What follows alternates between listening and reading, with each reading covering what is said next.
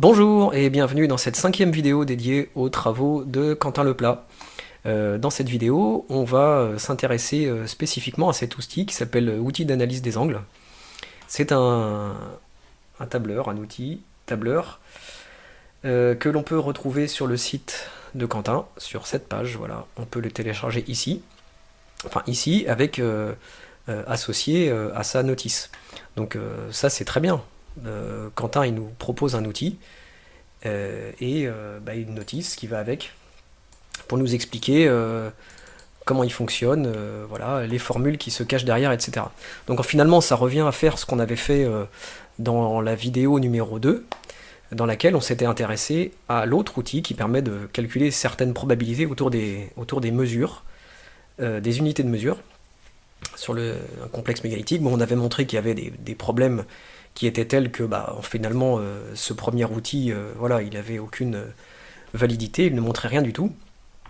Et là, on va faire ce même travail, on va regarder si cette fois l'outil sur les angles, est-ce qu'il est valide ou quoi. Alors bon, moi mes vidéos, c'est autour de la confiance que je peux accorder aux travaux de Quentin. Bon là, compte tenu de tout ce qu'on a montré dans les 4 premières vidéos, ma confiance elle est largement, je sais pas comment dire, mais émoussée, enfin en tout cas, comment dire, mon confiance-au-mètre, là il est redescendu à une valeur particulièrement basse. Bah oui, on a vu qu'à chaque fois que Quentin utilise des outils mathématiques, bah voilà, il y a des problèmes, ça va pas. Et puis aussi sur la méthode globale de travail, c'est pas du tout carré, c'est pas sérieux. Alors comme d'habitude, hein, ce qu'on va faire, c'est que on va chercher à comprendre ce qu'il y a dans la notice et dans l'outil de calcul, et puis on va faire quelques tests pour voir si tout ça, ça tient la route, quoi. Et puis si on trouve des erreurs grossières, et ben on pourra en conclure qu'il y a un problème. Et puis si après quelques tests, on voit que tout a l'air d'être plutôt carré et sérieux, et bien on pourra peut-être que notre confiance pourra augmenter un petit peu.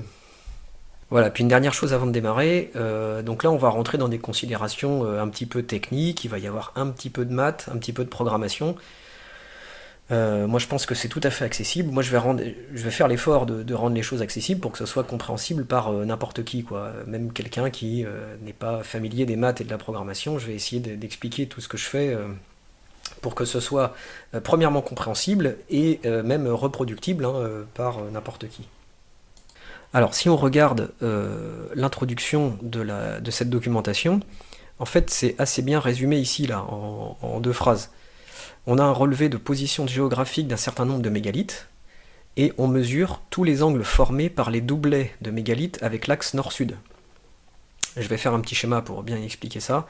Et parmi les angles mesurés, nous avons remarqué que plusieurs angles correspondent à des angles dits remarquables. C'est les fameux angles remarquables dont on parle déjà depuis les dernières vidéos, mais on va revenir dessus.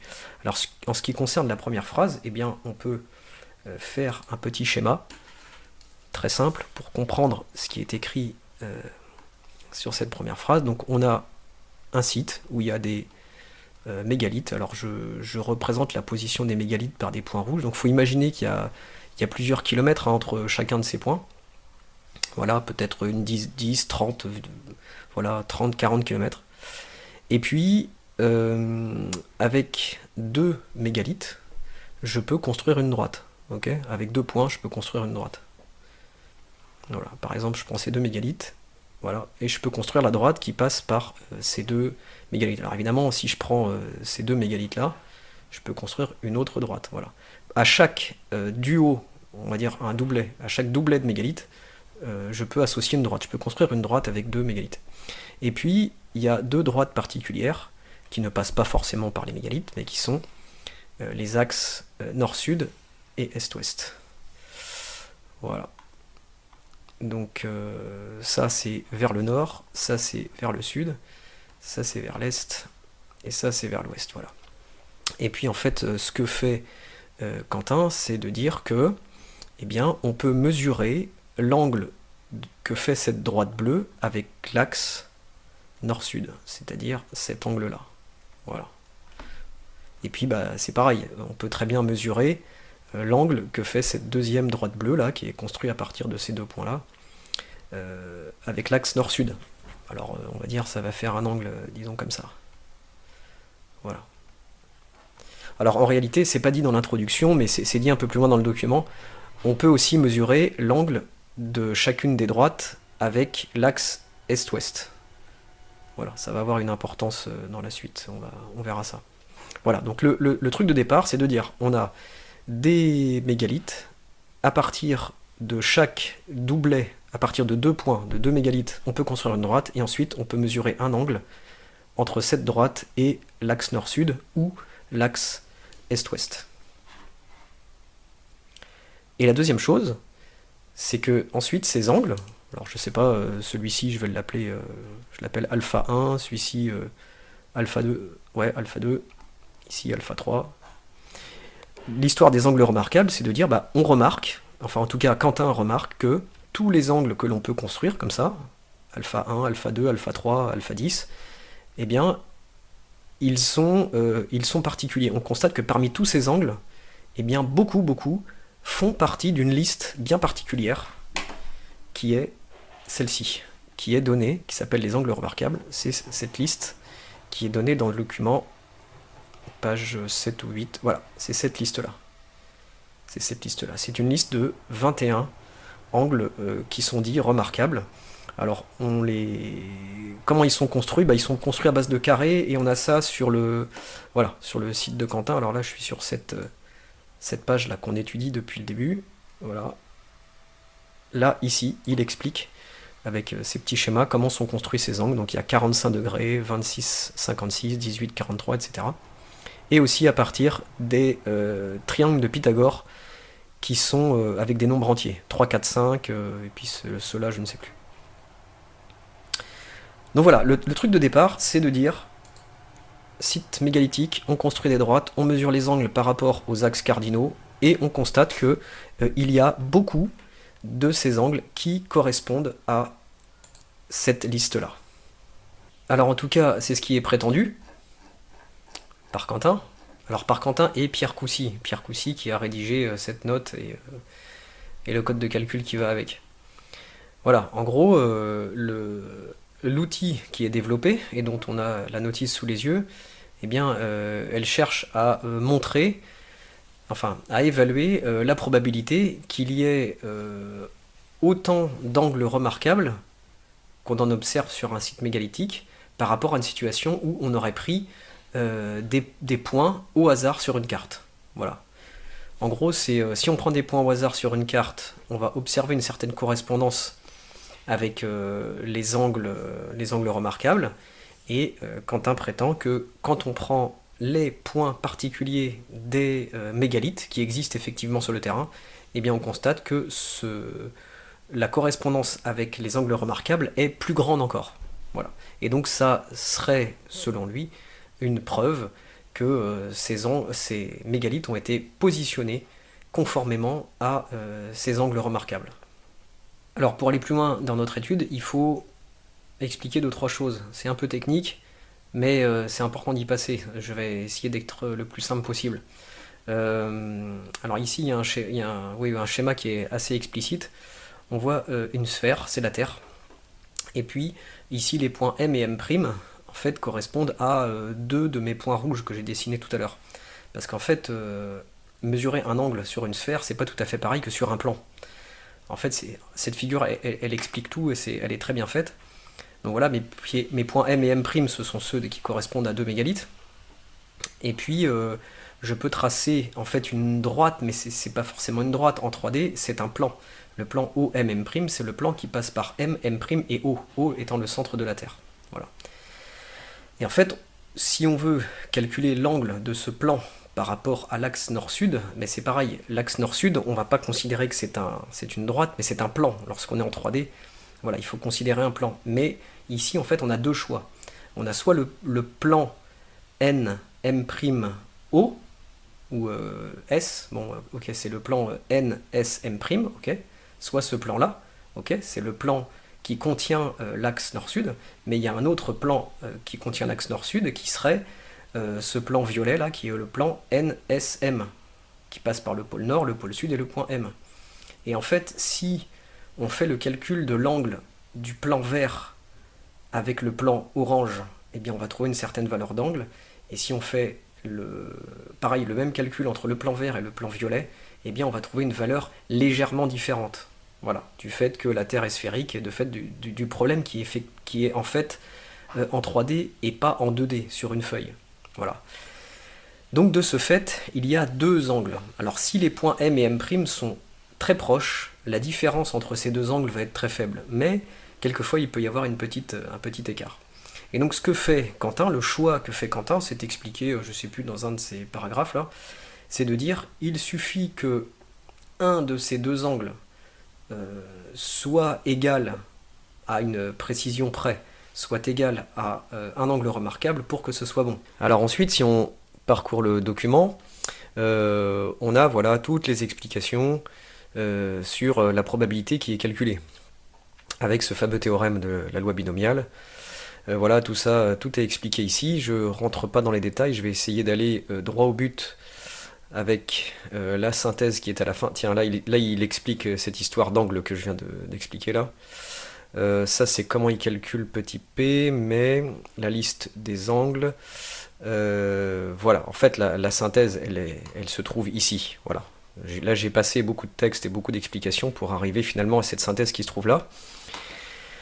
Ça, c'est la loi binomiale qui est utilisée, et c'est ça que l'outil de calcul, là, le tableur, calcule. Voilà, calcule ça. Alors, c'est une grosse formule, voilà, ça peut faire peur si on n'est pas habitué, mais pas de panique, on va expliquer, on va essayer de faire simple. La première chose qu'il faut voir, c'est ce que j'avais dit dans les vidéos précédentes, ça il faut voir un peu comme une recette de cuisine, ok? Donc c'est quelque chose que l'on peut calculer. Alors soit on peut le calculer à la main, avec une feuille de papier, hein, ça se fait, sauf dans certains cas où ça peut être très très long. Voilà. Donc quand c'est très long, bah, plutôt que de faire ça à la main, eh bien on va donner ça à un ordinateur, et bah, c'est ce qu'a fait Quentin en fait, ils ont fait un petit code de calcul hein, qui permet de calculer ça de façon automatique. Voilà. Qu'est-ce qu'on peut dire? Il y a des paramètres dans cette formule. Il y a petit p, c'est une certaine probabilité. Il y a n. N, c'est le nombre d'angles que l'on peut observer sur un site mégalithique. On imagine sur notre site, il y a m. Petit m, c'est le nombre de mégalithes qu'il y a sur le site. Et bien, avec m mégalithes, je peux construire combien de droites? Si je prends à chaque fois des doublets, eh bien je peux construire n droites. Voilà. Et la formule, la relation entre le nombre de mégalithes m et le nombre de droites que je peux construire avec les doublets, eh bien c'est celle-ci. m-1 divisé par 2. Le petit p là dont je viens de parler, eh bien,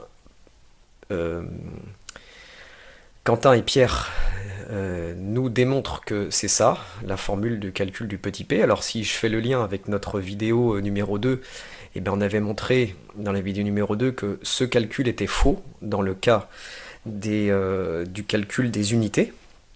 Alors là, bah, quand je vois cette formule là pour les angles, quelle confiance je peux avoir en cette formule proposée par Quentin et Pierre, bah, elle est toute relative ma confiance, parce que on a vu que bah, ils n'étaient pas très doués pour faire des calculs de probabilité. Alors ce petit p, il le démontre voilà ici. Alors il faudrait creuser. Défini précédemment, donc ça doit être défini par ici, voilà, c'est ça. Je n'ai pas creusé la question, donc je ne sais pas. Je ne sais pas en fait si cette formule est correcte ou pas. En revanche, ce que je sais, c'est que la dernière fois qu'ils ont fait un calcul de probabilité pour petit p, bah, c'était faux. Donc voilà, je ne sais pas si c'est faux, donc je ne me prononce pas, mais ma confiance, elle est toute relative. Voilà, et puis finalement, qu'est-ce qu'il y a comme autre paramètre là-dedans? Il y a petit k. Ok, petit k, c'est le nombre d'angles, parmi tous les angles que je peux mesurer sur mon site mégalithique, eh bien, il y en a un certain nombre qui correspondent aux angles remarquables. Eh bien, il y en a combien? Il y en a k. Voilà. Ok, je reviens à mon petit schéma. Voilà, j'ai un certain nombre de mégalithes, mes points rouges. Je peux tracer un certain nombre de droites avec tous les doublets. Et puis pour chaque droite, bah, je peux mesurer un angle par rapport à l'axe nord-sud, ouest-ouest. Et parmi tous ces angles, eh bien, il y en a certains qui correspondent à une certaine précision près aux angles remarquables. Et bien, il y en a combien? Eh bien, il y en a K. Voilà. Évidemment, cette valeur de K, elle va changer en fonction du site mégalithique que j'étudie, quoi. Et donc finalement, voilà, avec tous ces ingrédients, avec petit n que je peux calculer, petit p que je peux calculer, k que je peux calculer, eh bien, je mets ces ingrédients, petit n, petit p et petit k, dans cette formule, et après je peux demander à un ordinateur de calculer cette probabilité pour nous. Alors qu'est-ce que c'est que cette probabilité? Qu'est-ce qu'elle signifie? C'est la probabilité d'obtenir au moins k succès, par rapport à une situation où on aurait tiré la position des mégalithes au hasard. Okay, si je reviens à mon schéma, sur un site mégalithique comme ça, on va obtenir K succès. Okay, petit K, correspondance entre les angles et les angles mesurés sur le site mégalithique et les angles remarquables. Eh bien, c'est la probabilité que ça arrive si on tirait ces points au hasard. Si on prend un site, le même site, je tire au hasard des points, eh bien, quelle est la probabilité d'obtenir au moins K succès? Eh bien, c'est ce que calcule cette formule. Enfin, c'est ce qu'elle est censée calculer. Voilà. Est-ce que c'est ce qu'elle calcule effectivement? Ça, je ne sais pas. Il faudrait en fait reprendre toute la démonstration de Quentin et de Pierre que je n'ai pas faite. Voilà, donc c'est ce que c'est censé calculer. Très bien. Voilà, alors qu'est-ce qu'on peut dire de plus? Il y a un dernier paramètre dont je n'ai pas parlé, c'est petit delta qui apparaît ici. C'est la précision choisie pour l'étude, donc il y a une précision choisie, voilà. Et puis, donc c'est assez bien fait, hein, parce qu'il y a nos formules ici, et puis le rappel de la définition des paramètres. Et puis, ce qu'il y a en jaune, là, cette grosse formule, en fait, c'est rien d'autre que cette formule-là, dans laquelle on a remplacé les valeurs de petit n, qui va ici, là, et de petit p, qui va là. Donc, ok, si je prends cette formule intermédiaire, là, hop, je la mets dedans. Si je prends celle-ci, je la mets dedans, et bien j'obtiens cette grosse formule-là, mais voilà, ça, c'est juste l'assemblage de ces trois-là, donc c'est complètement équivalent.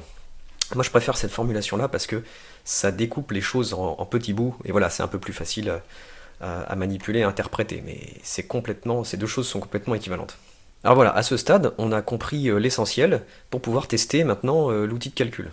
Voilà, alors ça c'est ça l'outil tableur, ça commence ici à gauche. Alors là, on a un ensemble de lieux, voilà, ça c'est des lieux où il y a des mégalithes. Voilà. Avec chaque mégalith qui est localisé par sa latitude et sa longitude. Il y a aussi l'altitude qui est indiquée là, mais elle n'est pas utilisée dans le calcul. Ensuite, ça, c'est le tableau des angles remarquables, c'est-à-dire que c'est là-dedans qu'on va dire quels sont les angles que l'on considère remarquables. Alors en fait, il y a plein de valeurs d'angles là, qui sont construits par la méthode de Quentin, là, les carrés. Et puis si, par exemple, je mets un X ici, là, eh bien cet angle-là va être considéré, enfin, va faire partie de ma liste des angles remarquables. Donc là, je supprime parce que c'est pas le cas. En fait, on voit que toutes les cellules où il y a des croix là, bah, ça correspond en fait aux 21 angles remarquables qui sont fournis dans la notice. Donc il y a bien correspondance entre la notice et les angles remarquables choisis ici. Ici, c'est des résultats intermédiaires, très bien, et puis ça, bah, c'est le résultat final qui nous donne la fameuse probabilité à grand P qu'on a vu tout à l'heure. Et puis, ce qu'on a ici, là, c'est toutes les valeurs des angles, enfin, ouais. Bah, par exemple, entre Fichade et frais de fond, là, on a un angle de 90,1 degrés. Là. Et en fait, 90,1 degrés, ça c'est par rapport à l'axe est-ouest. Mais en fait, par rapport à l'axe nord-sud, ça donne un angle de 0,1 degré. En fait, Quentin, il garde toujours un angle inférieur à 45 degrés et supérieur à 0. Voilà. Donc en fait, un angle, voilà, on peut toujours le ramener en fait entre 0 et 45 degrés, et c'est ce que fait Quentin. Okay, donc le seul truc en fait qu'il y a à comprendre, c'est que entre le mégalithe qui est affichade et avec le mégalithe qui est affichade et le mégalithe qui est à frais de fond, on trace une droite. On mesure l'angle de cette droite avec l'axe est-ouest, ça fait 90,1, et si on le mesure par rapport à l'axe nord-sud, ça fait 0,1. Okay, et donc on va garder celui qui est compris entre 0 et 45, c'est-à-dire 0,1 dans ce cas. Voilà, et c'est la même chose partout. Et en fait, Quentin, il va travailler que avec les angles qui sont compris entre 0 et 45. Okay, celui-ci fait 0,1, celui-ci 18, 4, etc. Voilà, il ramène tous ces angles entre 0 et 45. Très bien. Après, si là, il y a un bouton ici qui va lancer un calcul. Alors ce calcul, il est fait comment? En fait, il faut aller voir dans Outils, Macro. Ça s'appelle une macro. Voilà, il faut aller voir là. Voilà. Donc là, il est là, le code, ok, qui a été développé par Quentin et Pierre pour faire ce calcul de probabilité. Voilà. Donc en fait, normalement, hein, si c'est bien fait, tout ce qu'il y a dans la notice, eh bien, c'est traduit en code informatique ici, qui doit s'exécuter quand j'appuie sur le bouton. C'est-à-dire là. Hop, je lance cette macro. Voilà, le code s'exécute. Donc qu'est-ce qu'il fait? Bah, déjà, il vide tout ça. Ok, donc là, il fait rien d'autre que vider les cellules. Alors c'est long. C'est très long, c'est un code pas du tout efficace, mais c'est normal, ça tourne dans un tableur. Bon voilà. C'est l'outil qui est pas adapté pour faire du code efficace, mais bon, c'est pas grave, c'est comme ça. Et une fois que tout est vide,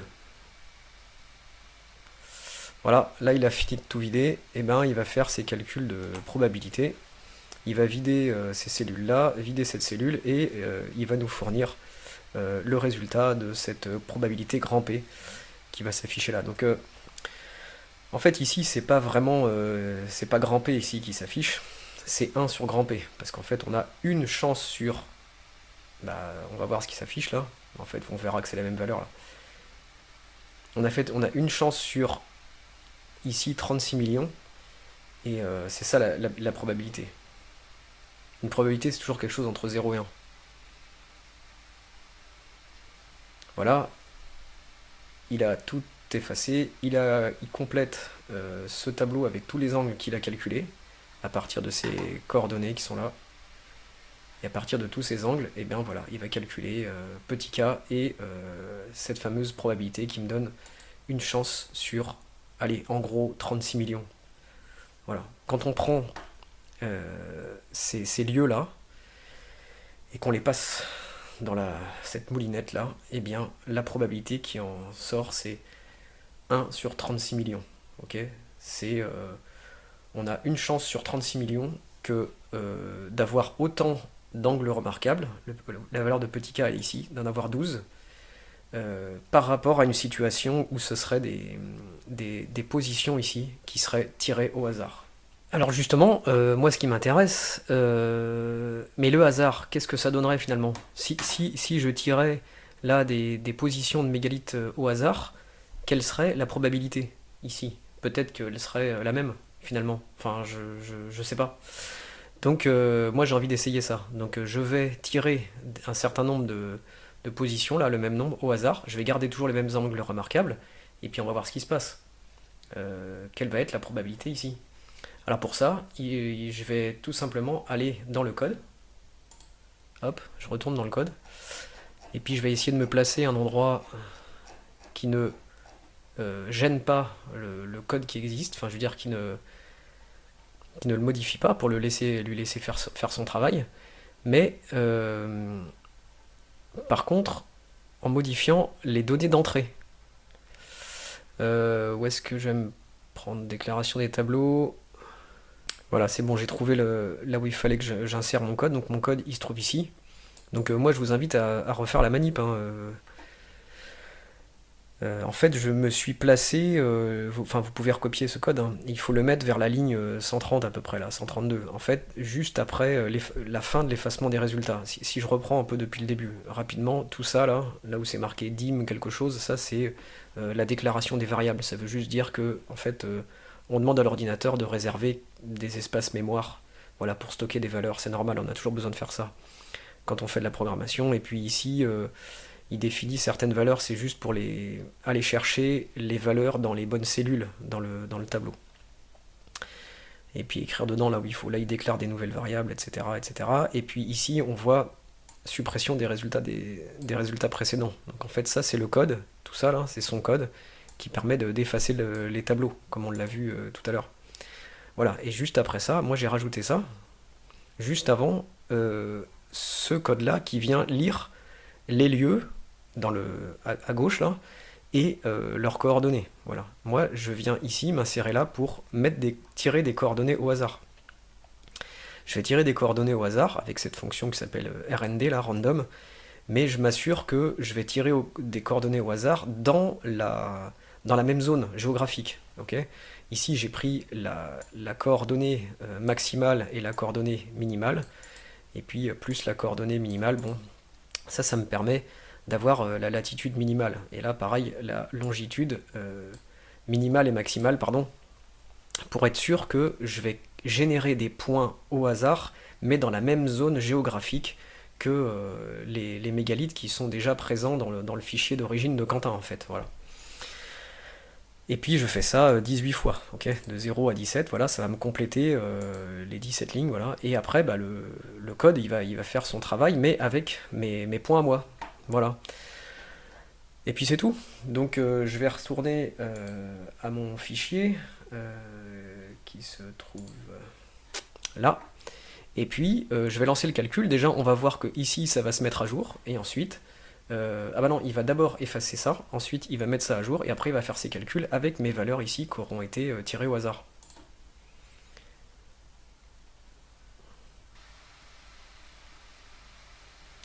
Voilà, on voit que ça vient d'être mis à jour. Il a fait ses calculs. Il complète ce tableau. Il va regarder la correspondance avec les angles remarquables. Et on va voir la probabilité qu'on obtient. Une chance sur deux. Tout à l'heure, on était à une chance sur 36 millions. Là, on a une chance sur deux. Parce qu'en fait, on a une valeur de petit k qui est que de 2. C'est-à-dire que avec tous mes points là, tirés au hasard, et toutes les droites qu'on a pu former avec, eh bien, il n'y en a que 2 qui correspondent à l'un ou l'autre de ces angles remarquables. Voilà. Donc c'est significativement différent. Ok, bon voilà, ok. Alors moi j'ai quand même envie de continuer le truc parce que vu que c'était tiré au hasard, peut-être que je suis mal tombé. Voilà. Donc je pourrais, voilà, je relance le calcul. Et puis bah ça va être à nouveau une nouvelle série de points au hasard. Et puis voilà, on peut faire le test comme ça plusieurs fois pour voir comment ça se comporte. Vu que c'est une expérience aléatoire, bah, on n'a jamais exactement le même résultat, et donc en fait cette expérience, il faut la reproduire un certain nombre de fois pour pouvoir avoir une idée globalement de ce que le hasard donne.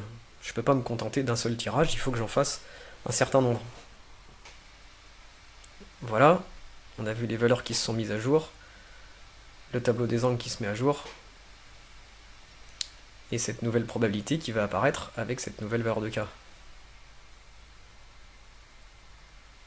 Voilà, un seul des angles voilà, correspond à un angle remarquable. Et ça me fait une chance sur 1, ça veut dire que c'est absolument sûr. Bon, c'est un peu étonnant d'avoir une probabilité de 1, mais ok, donc en tout cas, ça n'a rien à voir avec les coordonnées des mégalithes donnés par Quentin. Bon, il y a un truc quand même que j'ai envie de faire, parce que là j'ai fait juste 2 tests là, pour avoir une idée de ce qu'on obtiendrait si on faisait un très grand nombre de tests, et ben on va faire un très grand nombre de tests.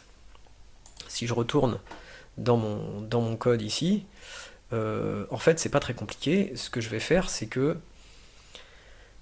je vais demander à ce code là, c'est-à-dire qui commence ici et qui va jusqu'à la fin, de se répéter un très grand nombre de fois.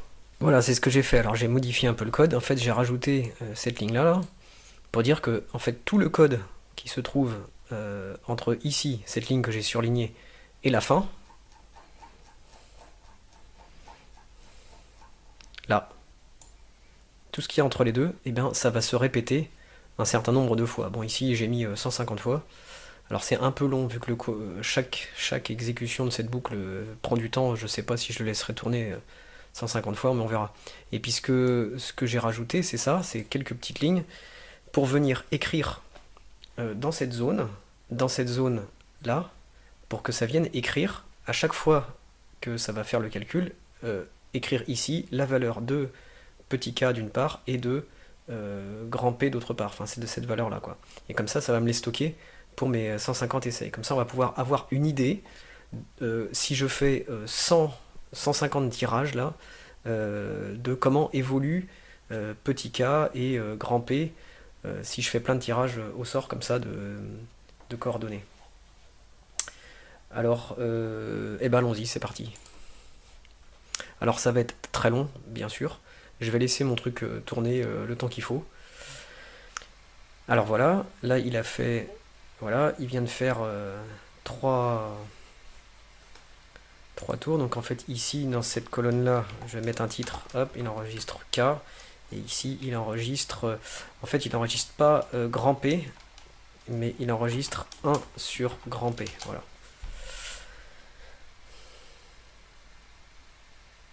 Et donc voilà, maintenant il effectue les calculs les uns après les autres. Donc on voit que sur le premier tirage au sort, il y avait un seul angle remarquable. Ici, il y en avait 2. Ensuite, il y en avait 3. Voilà. À chaque fois, à chaque ligne là qui vient s'ajouter, ça correspond à un nouveau tirage au sort. Et on voit que globalement, enfin, ce qui apparaît là en quelques essais, c'est que voilà, on navigue entre 1, 2, 3, 6. Bon. En tout cas, on est très loin des 12 que l'on obtient avec les coordonnées qui sont fournies initialement dans ce fichier, quoi. Allez, ça y est, il a terminé ses calculs. Voilà, ça c'était le dernier essai. Voilà, donc je reviens au début. Alors déjà, on voit un petit problème. C'est quoi le problème? Par exemple, ici, pour ce tirage-là, on avait une valeur de K qui valait 2. Et la valeur de 1 sur P correspondante, c'est 2,397. Très bien. 2 essais plus loin, j'ai retrouvé une valeur de K de 2, mais ici avec une valeur de 1 sur P de 1,524. Mais c'est pas possible. Pour deux valeurs de K égales, on devrait trouver la même valeur de P, et donc la même valeur de 1 sur P. Voilà. Et ça, c'est pas moi qui le dis, hein, c'est la notice. C'est la notice qui le dit, hein, parce que la formule, voilà, pour le calcul de grand P, c'est ça. Et donc si K vaut 2, par exemple, eh bien je peux faire ce calcul 2 fois, eh bien j'obtiendrai 2 fois la même valeur pour P. Il n'y a aucune raison que ça soit variable. Ok, si K est constant. Pourquoi? Parce que qu'est-ce qu'il y a comme variable là-dedans? Il y a petit n, mais petit n c'est constant. J'ai toujours le même nombre de mégalithes m, donc je vais toujours construire le même nombre de droites. Petit p, ma variable petit p, là, elle bouge pas puisque ça dépend de petit r, le nombre d'angles remarquables pris en compte dans l'étude, moi c'est toujours 21. La précision choisie, elle est toujours la même. Voilà, donc ça, c'est une constante. Il n'y a rien d'autre qui varie dans cette affaire. Voilà, donc c'est-à-dire que pour deux valeurs de k identiques, je dois trouver la même valeur de p. Strictement, hein, c'est sûr et certain. Enfin, en tout cas, d'après la notice. Donc en fait, le problème ici, c'est que le calcul qui est effectué ne correspond pas à cette formule. C'est sûr, en fait. Voilà, ça devrait être une constante. Lorsque k prend toujours la même valeur, et on devrait avoir ici la même valeur. Voilà. Et puis d'ailleurs, on le voit ici, k égale 3, et bien ici on a 2, 448, et là on a k égale 3, et ici on a 2, 434. Donc en fait, il y a un problème nécessairement dans le code, dans la macro qu'on a vu. Voilà, donc il faudrait trouver, il faudrait chercher, enfin, j'ai vraiment pas envie de le faire, mais là c'est clair, hein, il y a un problème sur le calcul de cette valeur qui s'affiche ici, hein, ça c'est certain. Bon, en tout cas, ça ne nous dit pas pourquoi, nous, voilà, manifestement, hein, tiens, je vais le tracer d'ailleurs, je prends toutes les valeurs de k, et nous on voit bien qu'on est aux alentours, enfin on est entre 0 et 7 quoi, en gros. Alors qu'avec les données de Quentin, on est plutôt aux alentours de... Ah non, on est à 12, voilà. Donc voilà ce qu'on obtient nous. C'est-à-dire que ça c'est ma valeur de k, très bien, donc parfois la première fois c'était 1, puis 3, puis 2, etc. Donc on a eu 1 fois 8, 3 fois 7, enfin voilà. Et puis la moyenne en gros elle est autour de 3. Voilà. Si on fait des tirages au sort, on a une valeur de k autour de 3. Ok. On n'est pas à 12, on est loin de 12. Donc il y a un truc. Alors est-ce que, peut-être que Quentin il a raison, hein. Peut-être qu'effectivement les mégalithes, hein, ils n'étaient pas là au hasard, et c'est pour ça qu'on obtient 12, ici, k égale 12, quand on met les coordonnées des mégalithes. Hein. Donc, en gros, si on fait confiance à cet outil, alors ouais, j'ai envie de dire, il y a un truc. Il y a sans doute un truc avec ces positions particulières des mégalithes qui sont fournies d'origine avec le fichier. Mais est-ce que je peux raisonnablement faire confiance à cet outil? Clairement non, hein. Vu tout ce qu'on a vu jusqu'à maintenant, on a vu que ce petit calcul, déjà le calcul de ce truc, c'était pas bon. Voilà. Évidemment, tout repose là-dessus. Tout repose sur la confiance que j'accorde dans cet outil, quoi. Si je lui accorde de la confiance à cet outil, je vais me dire, ah ouais, en effet, il y a certainement quelque chose avec les mégalithes, là, ils ont peut-être été placés intentionnellement là, voilà. Mais moi, j'ai pas envie d'aller trop vite quand même, hein, parce que ma confiance, elle est à zéro en fait. Donc j'ai quand même envie de continuer à investiguer, et c'est ce que je vais faire, parce que j'aimerais bien comprendre pourquoi. Pourquoi on obtient 12 ici, avec les coordonnées qui sont fournies d'origine avec ce fichier. Alors pour essayer de répondre à cette question, j'ai repris le fichier d'origine, ok. J'ai laissé tomber mon fichier de tout à l'heure, là, où il y avait les résultats. J'ai repris le fichier tel qu'il est fourni sur le site de Quentin, avec les coordonnées qui sont fournies par Quentin. Alors en fait, Quentin, lui, ce qu'il dit, c'est que ce qui fait foi, à son sens, c'est Google Earth. Voilà. Eh bien, on va utiliser, nous aussi, Google Earth. Parce qu'en fait, quelque part, Quentin me dit que le mégalithe de Fichad, il se trouve à ces coordonnées-là. Ces deux-là. Voilà. Nord-Est. Bon, est-ce que c'est sûr ça? Eh bien moi je vais utiliser le même outil que Quentin, je vais utiliser Google Earth, et puis on va vérifier pour chacun de ces mégalithes, est-ce qu'il se trouve effectivement à ces endroits-là. Déjà, ça va être une première vérification. Alors, pour importer ces coordonnées dans Google Earth, plutôt que de le faire à la main, parce que là je pourrais me tromper à tout retaper à la main, ça serait long et je pourrais me tromper. Donc je vais faire cette procédure-là. Je vais copier ça, je vais insérer une feuille. Voilà, ok. Je vais coller ça. Voilà, j'ai juste fait un copier-coller ici. Je vais supprimer les colonnes qui ne m'intéressent pas. Voilà, j'ai ça. Ce que je vais faire, c'est je vais remplacer les virgules par des points. Parce qu'en fait, Google Earth, il lui faut des points comme séparateur décimal. Voilà. Alors que moi, c'est des virgules là. Donc, édition. Rechercher, remplacer. Je vais rechercher les virgules. Je vais les remplacer par des points. Je fais tout remplacer. Fermer, fermer. Ok. J'ai remplacé toutes mes virgules par des points. Voilà. Et puis ce que je vais faire, c'est que je vais enregistrer cette feuille au format CSV.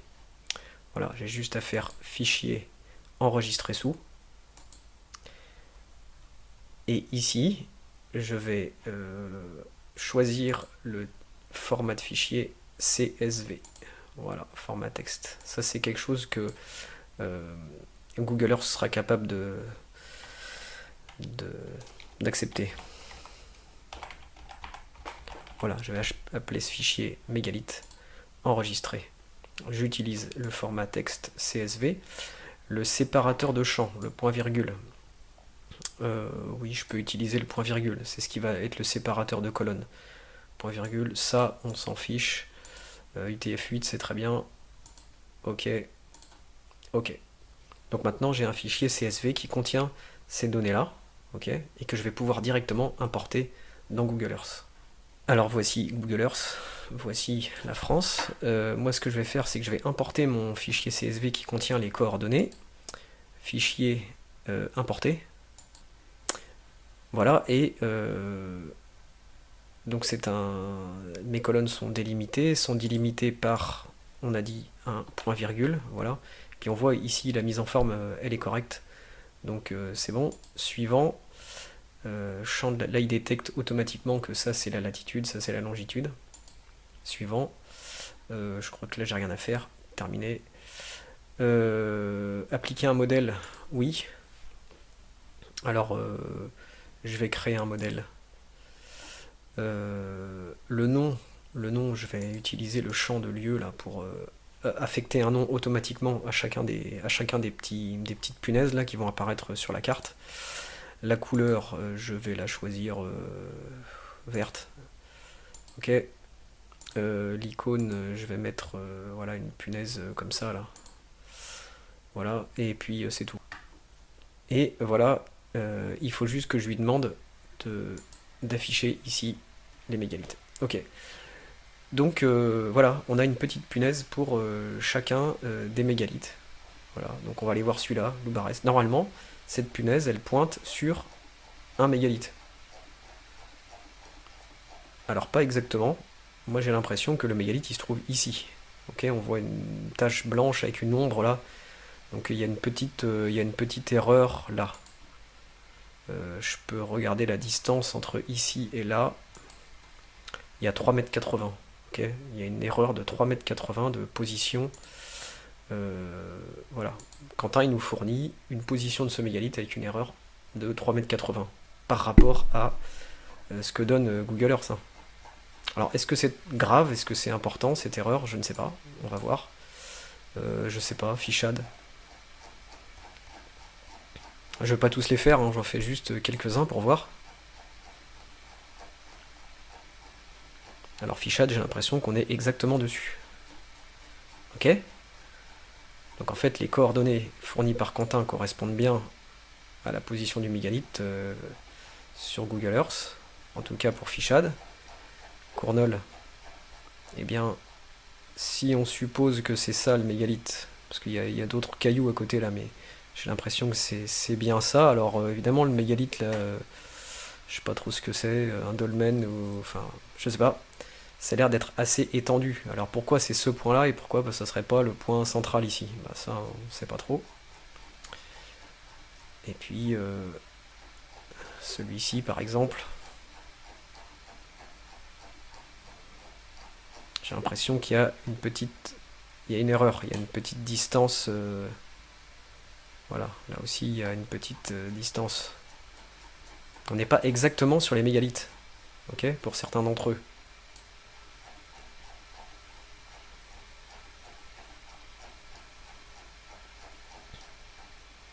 Là aussi, il y a une distance là. Entre ici et là. 5,80 m. Est-ce que cet écart là, ok, c'est important dans le calcul de petit k? C'est ça que je voudrais voir moi. Eh bien je vais rajouter un point, je vais le mettre jaune, je vais le mettre vraiment sur la tâche, voilà, fournie par Google Earth, parce qu'apparemment c'est Google Earth qui fait foi. Je vais l'appeler frais de fond, comme ça, mais je vais l'appeler frais de fond corrigé. Voilà. Et puis, ce que je vais faire, c'est que ça, ce sont les coordonnées GPS de ce point jaune là, qui est bien placé. Et donc, je vais copier-coller ces coordonnées-là dans notre fichier ici. Dans nos coordonnées là. Alors, on a dit c'est frais de fond. Donc, je vais remplacer cette valeur par celle-ci. Voilà. Ah oui, il faut que je mette la virgule. Voilà. Et puis, il faut que je mette aussi la longitude. Alors je prends la longitude. Alors là c'est 97, 75, 27.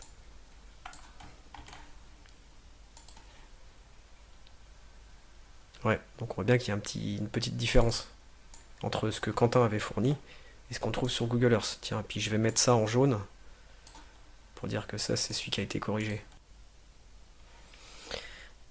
Ah oui, puis j'ai oublié un truc, c'est que ici, j'ai pas remplacé le point par la virgule. Voilà, c'est fait. Ok, donc j'ai maintenant des coordonnées pour frais de fond qui sont corrigées, et je peux lancer le calcul, juste pour voir l'effet de cette petite correction sur cette valeur de K. Est-ce qu'on aura toujours 12 ou est-ce qu'on aura autre chose?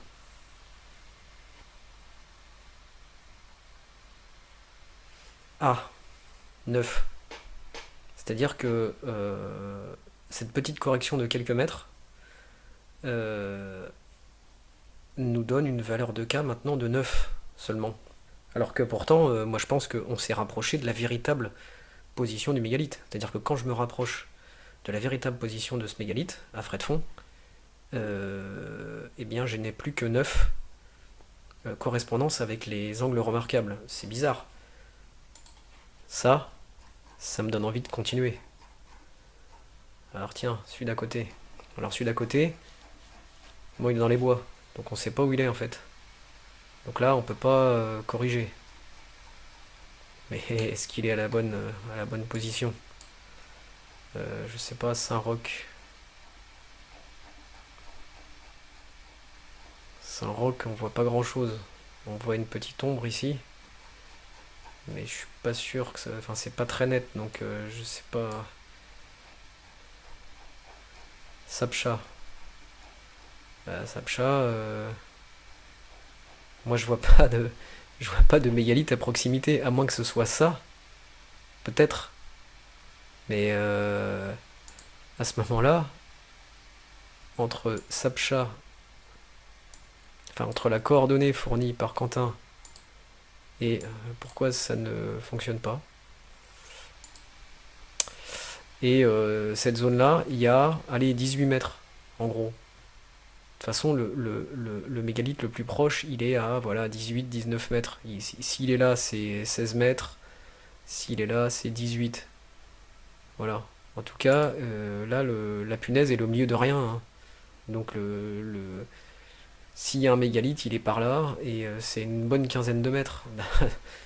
Donc, forcément, ça va pas, parce qu'on a vu que 5 ou 6 mètres, ça changeait déjà pas mal les choses. Bon, ça c'est en ville, donc je sais pas si on verra grand chose.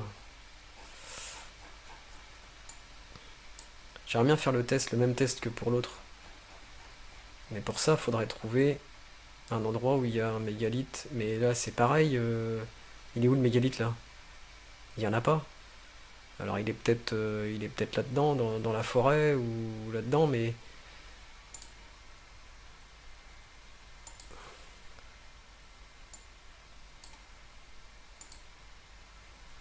là il y a combien? 25 mètres. Il y a 25 mètres ici, 25. Là il y a 15. Allez, il y a au moins 15 mètres. 15, 30, entre 15 et 30 mètres. S'il y a bien un mégalithe ici, peut-être qu'il n'y en a pas du tout en fait. Donc là, ça commence à devenir un peu étrange cette affaire-là. Oui, ça commence à devenir un petit peu bizarre. C'est-à-dire, si on résume un peu, on a constaté que il suffit de corriger un petit peu frais de fond là, de quelques mètres, pour voir que tout de suite on passait d'un K qui valait 12 à un K qui valait 9. Et quand on regarde quelques autres points là comme ça, il n'y a pas de mégalithes, ou alors ils sont à une distance d'au moins 15 mètres. Donc on peut supposer que si ceux-là aussi on arrivait à les corriger, eh bien on aura une variation sur la valeur de K, sans doute assez importante. Donc moi ce que je vais faire là, c'est que je vais tous les reprendre en fait. Je vais tous les reprendre et je vais tous les positionner, je vais tous les corriger comme ça, dans la mesure du possible.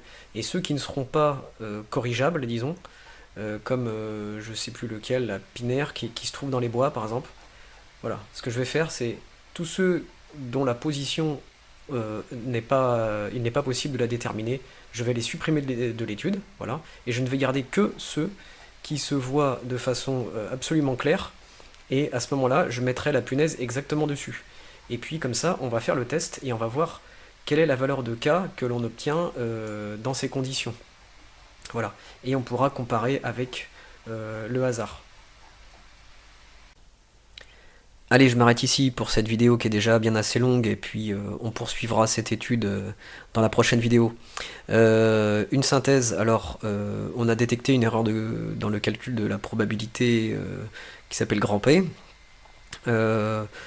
Bon, c'est pas l'essentiel, hein, mais ça nous permet juste de se rendre compte qu'en fait, il n'y a pas eu de vérification, hein. Il y a quelque chose qui est écrit dans la notice, il y a quelque chose qui est codé d'autre part, et normalement il devrait y avoir correspondance entre les deux, et il n'y a pas correspondance. C'est-à-dire que les personnes qui ont fait ça n'ont même pas pris la peine de vérifier leur code en fait.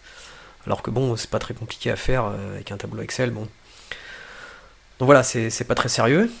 Un tirage aléatoire des positions des mégalithes mène à une valeur de K entre 0 et 8, hein, donc voilà, un tirage, je n'ai fait que 150 tirages aléatoires, mais ça nous donne une idée à peu près, euh, avec une moyenne de 3, hein, grosso modo.